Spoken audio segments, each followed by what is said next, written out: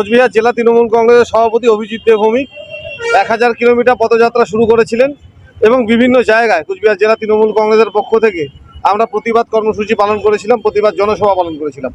তার উদ্দেশ্য একটাই ছিল যে আমাদের কোচবিহারের লজ্জা, যিনি কোচবিহার থেকে সাংসদ হয়ে নির্বাচিত হয়েছেন, যিনি কেন্দ্রের মন্ত্রী হিসাবে নরেন্দ্র মোদীর মন্ত্রিসভায় স্বর্ণাল আসন অলঙ্কৃত করছেন, তিনি আদতে আলিপুরদুয়ারে একটি সোনার দোকানে চুরির মামলায় অভিযুক্ত।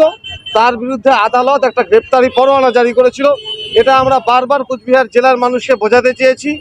আমরা আজকে তা প্রমাণ হলো যে কোচবিহারের যিনি কেন্দ্রীয় মন্ত্রী নিশীথ প্রামাণিক আলিপুর আদালতে গিয়ে আত্মসমর্পণ করলেন এবং সেখান থেকে তিনি জামিন নিলেন। এটা আমরা আমাদের নৈতিক জয় বলে মনে করছি। কোচবিহার জেলা তৃণমূল কংগ্রেসের সভাপতি যে আন্দোলন শুরু করেছিলেন সেই আন্দোলন সফলতা পেল। এখানেই আমরা থেমে থাকছি না।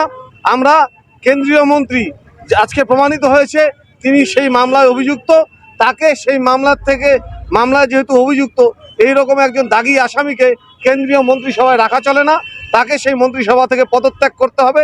তার জন্য আমাদের আন্দোলন আরও দীর্ঘতর হবে।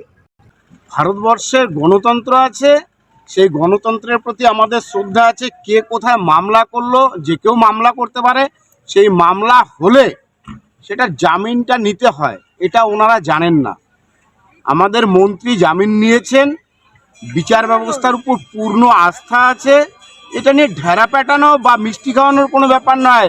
এরা নিজেরাই নিজেদের কবর খুঁড়ছে এবং নিজেদেরকে জনসাধারণের কাছে হাস্যকর করে তুলছে, এটুকুই।